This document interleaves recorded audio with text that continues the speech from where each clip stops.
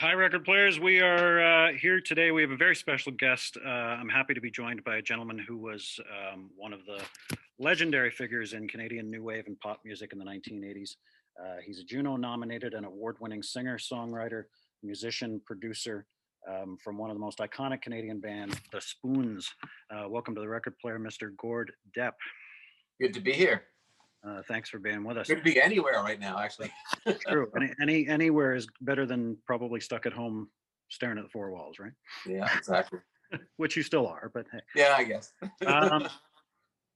How have you been with the lockdown? I mean, what are you doing with your time? Well, we actually kept busier than most people last year. We were very creative and staying within the parameters. We did everything from a rooftop of a building for Canada Today, and we did the locks of Bob Cajun on a riverboat. We did a golf course. We did drive-in theaters. A private island. All within the laws and safety and stuff. And we ended up making the best of what we could. This year, obviously, now it's shut down. Anything we do is live streaming sort of things. But the thing is, last year was our 40th anniversary for the Spoons. So obviously you had a lot of plans of even bringing back the original band for some shows. And now that's all been moved to this year. So we're sort of planning for that. There's a new compilation CD coming out, tour. I don't know if I also play a Flock of Seagulls. That tour is being rescheduled. So we're just a little bit closer to things getting back on track. Awesome. I want to start with your name and Depp. I mean, I've always known you as Gord Deppe. I once heard Jeannie Becker call you Gord Deppe. Yeah. I've heard you called Gord Deppe. I mean, yeah, I'm right? yeah.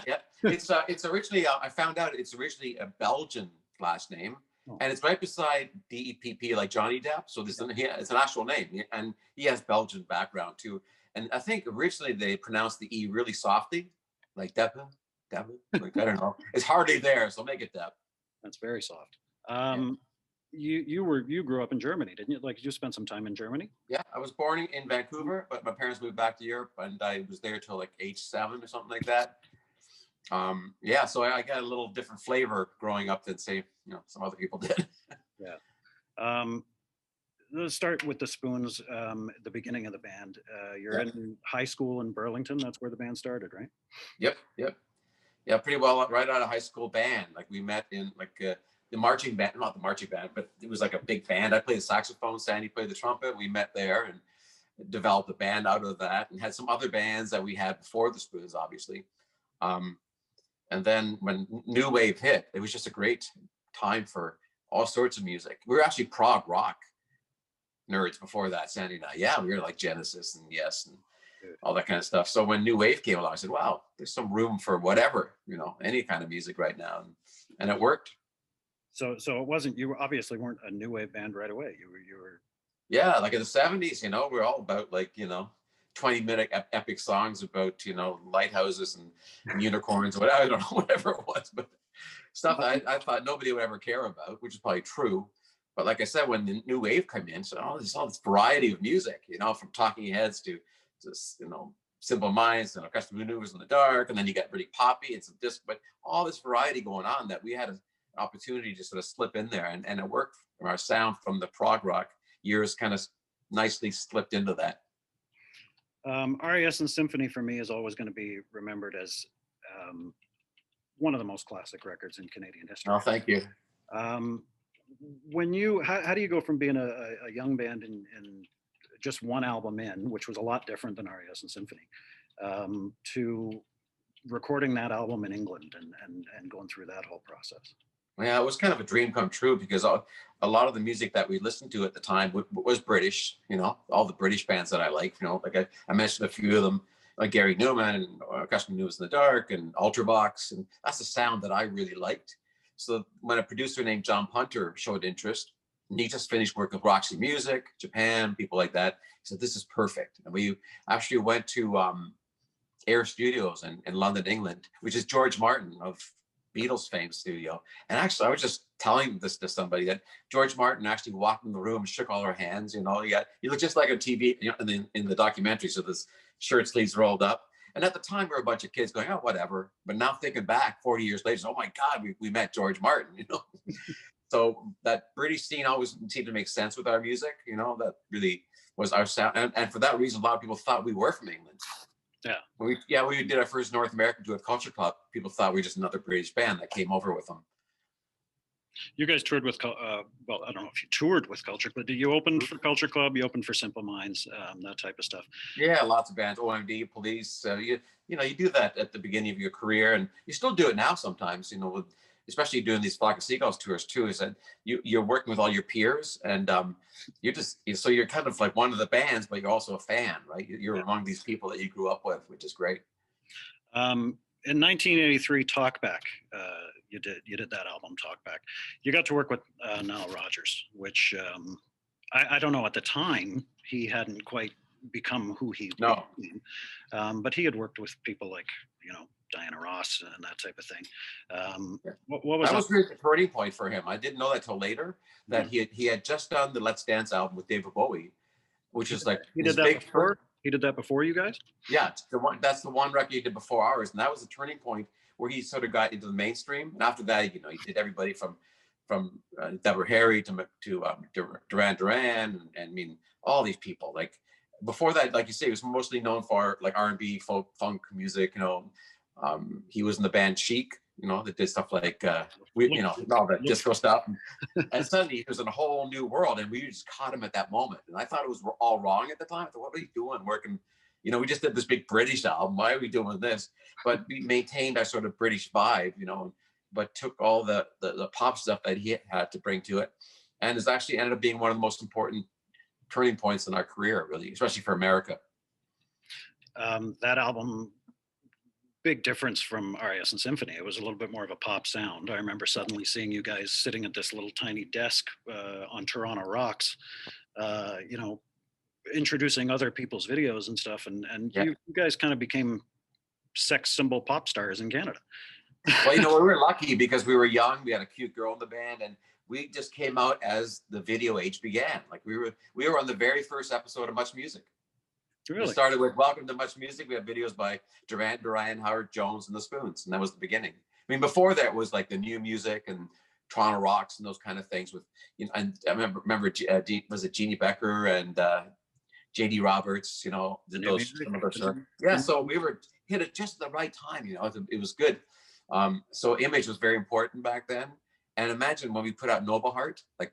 That's not a really rock and roll video. You know, it's very kind of classical. It's very sci-fi looking with sort of the space station that we're standing at and standing on a swing and a tutu. Like how on rock and roll can you get? But overnight, because of the power of video, everybody knew who we were. Right. You know, it was like, what the hell was that? That was not some band just rocking on stage. That was like a scene out of a movie or something. So that was the power of video. Yeah, and you guys snuck in, you know, right about that time that Much Music was huge. Yeah, well, like I say, we're in the very first episode, and they played like many of our videos. I think we had like 11 videos in total.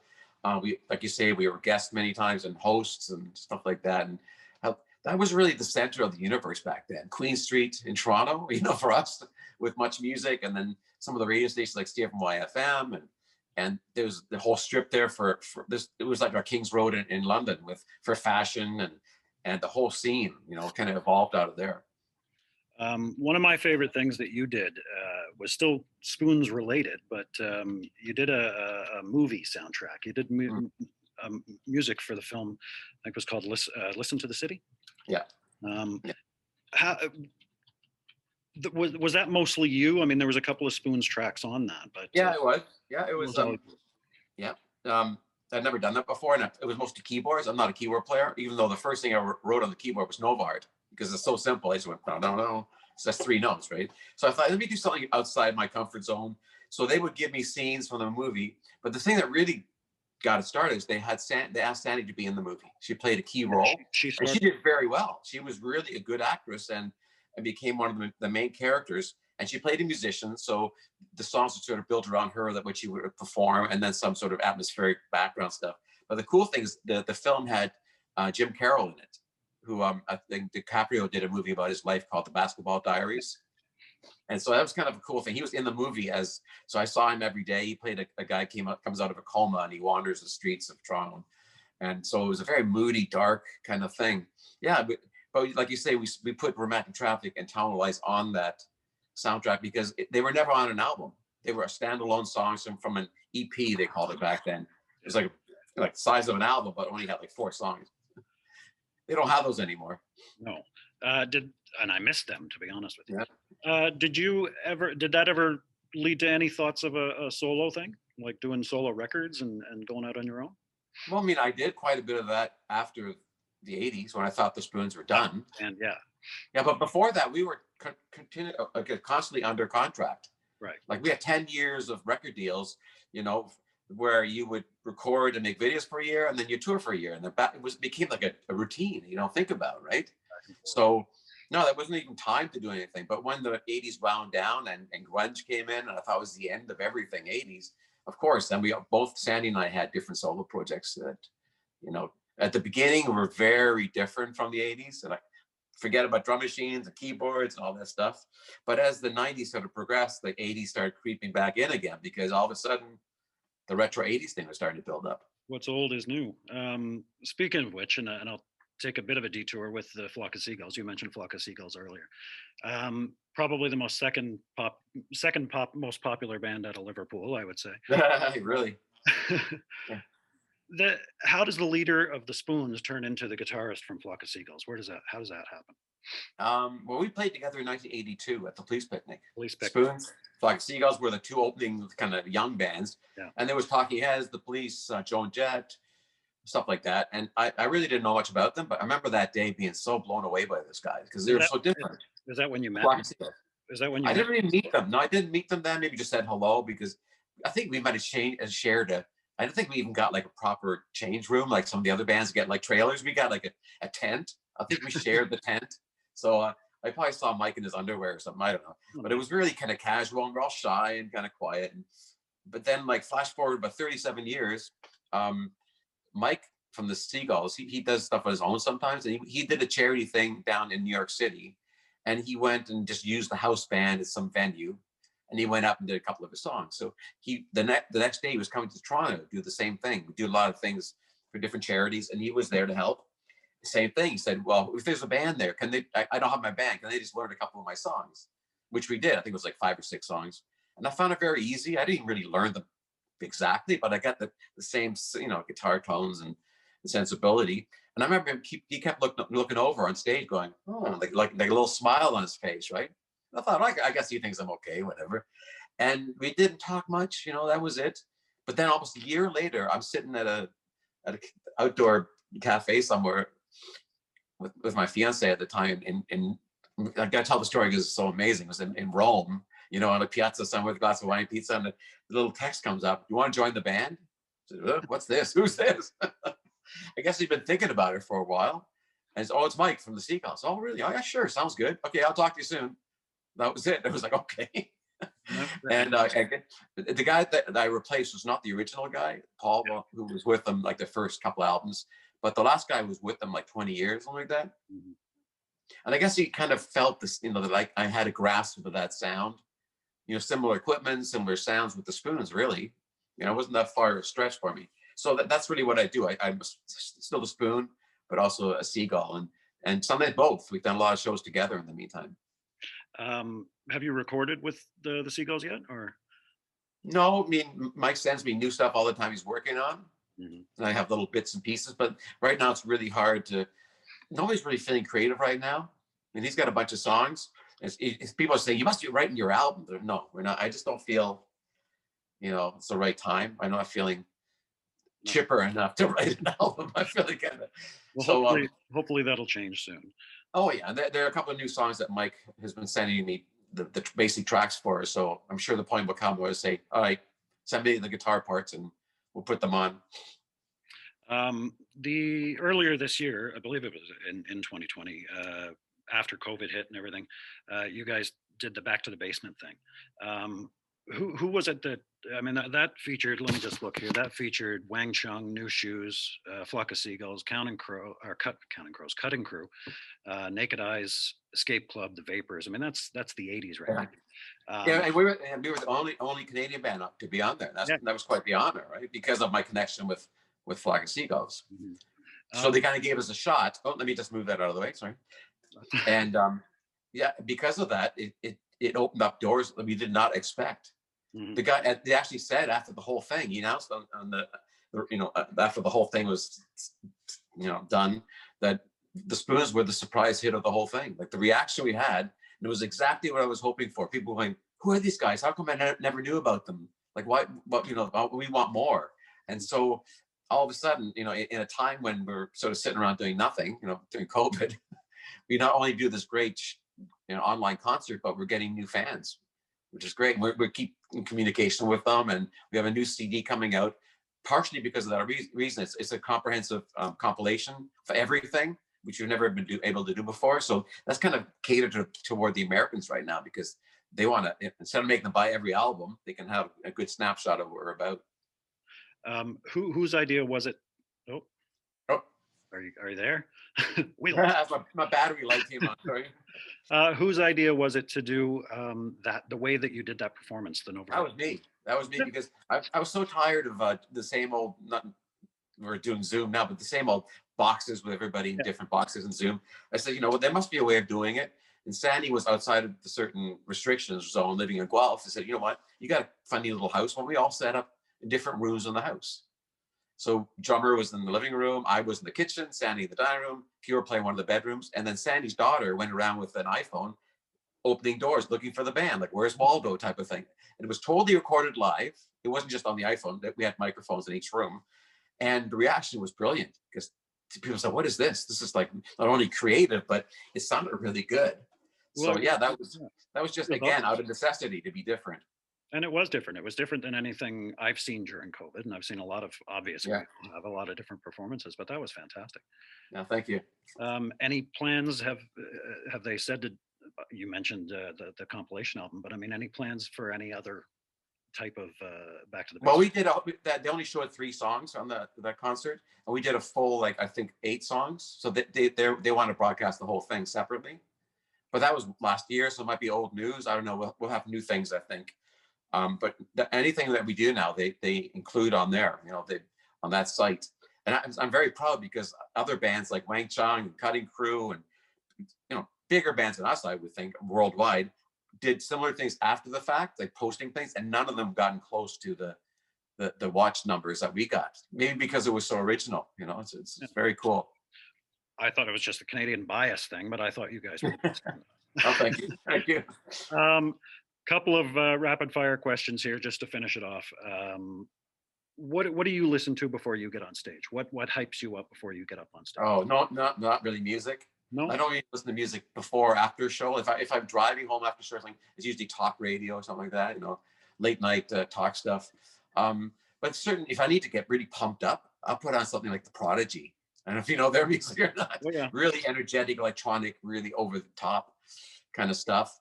I always love British bands. Like The Verve is one of my favorite bands ever. I always like Oasis. I like Liam and Noel Gallagher's solo stuff.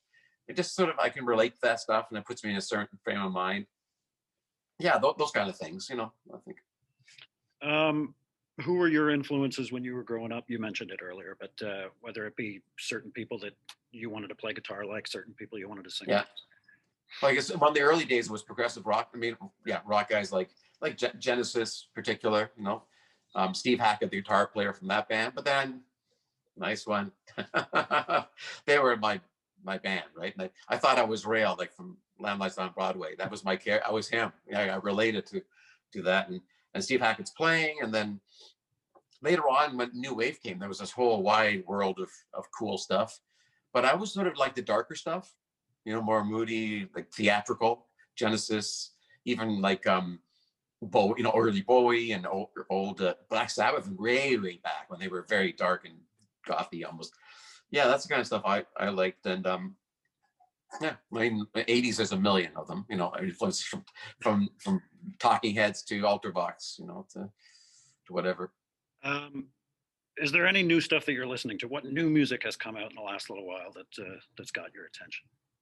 Canadian or yeah, there's quite a few Canadian people I like. It's so funny. There's that band Yukon Blonde.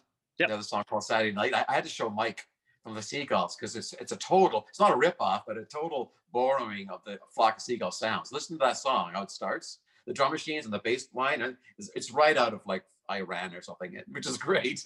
But I like those guys. I like there's a lot of great, man. I always like Metric, Canadian bands. I like even that band. We did a show with them, Dear Rouge, I think they're called. Yep. Dear Rouge. Yep. Yeah, very sort of very powerful. So a little bit electronic, I like those a lot. Newer bands worldwide, sometimes I'll be on a trip, like we go to Italy every year, and there'd be a song playing all the time. So that'd be my song of the summer. And not, for that reason, it'll be something completely unexpected, like a song by like The Weeknd, which I never thought I would like, because it's part of that. I have to spend a summer as a kid, and you absorb everything. So I go back, and all of a sudden I'm in love with that song, or that, and that's the same for like Post Malone. So why am I liking Post Malone? But that song Circles was unreal. How it connected with me that summer. Became that. So yeah, I'm all over the board. When it comes to styles. Well, if there's one thing we are at the Record Player, it's all over the board. We got people posting different things, different genres. Yeah. It's all over the place. So that's good stuff. Do you keep any memorabilia? I mean, from not just stuff that you've done or Spoon's accomplishments or anything like that, but you've obviously toured with a lot of awesome people. You've met probably a ton of people that over the years. Do you keep any of that stuff? Not from other people. No, I don't really have anything. I don't have any locks of hair or stuff. I may have some like what do you call it, backstage passes, that we all wore. I found some just recently because I did a move. Like some were left over from Ontario Place days. Wow. Some, and then some of the other big tours we did in the States with people like, who was in there? I can't remember the name of the band. Human League. Yeah. And then we were on with like Survivor, like a heavy rock band, whatever. But sometimes those little things, like a little card like that, would just bring back a whole bunch of memories and stuff. So I should try to keep some of those things, because they may have some value one day.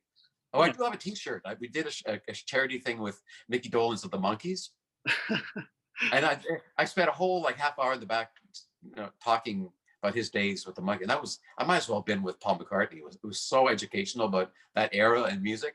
And I actually had him sign my Monkees T-shirt, and I really never asked for signatures, but it was such a cool moment, because growing up, shows like the Monkees and TV, bands like the Monkees and the Partridge Family and all that stuff made me want to be in a band, as a kid. So that meeting him was pretty cool. That would have been awesome. It's been a few years since the last record, celebrating the 40th anniversary you mentioned. You were supposed to do those shows. Those got obviously postponed. You're putting those forward. Not to spill anything, but what's next when this is over? When the restrictions are up and you guys are allowed to be in the same room and hug, what happens then? Well, we have to do a third video. Yeah, we have to do another video for a trilogy of videos that we did over COVID that went on to win all kinds of awards. Again, like during COVID, we put out these videos that got submitted to film festivals around the world and won in almost half of them, like in 40 festivals. Crazy stuff. So there's a third one we have to finish. Lots of gigs. I think the venues are going to be jammed, because all those tours, not just us, but everybody, they're all going to want to vie for those same openings. So this fall, hopefully, in winter will be crazy, And I tell you, I'm going to be jumping around on stage like I'm Pete Townsend or something, doing cartwheels and stuff. Like, I'll be so happy to be playing again. It's oh my God, just to be in front of people is irreplaceable, and I miss it so much. Well, that's what you do. That's what you've done your entire career. So yeah. It's been an absolute pleasure having you. I'm so thankful that you joined us today. Thank you. It's been an honor for me being a fan, but obviously for everyone else that's going to watch this, they're going to love it. So thank you very much. Thank you. Take care, Gord. Bye-bye.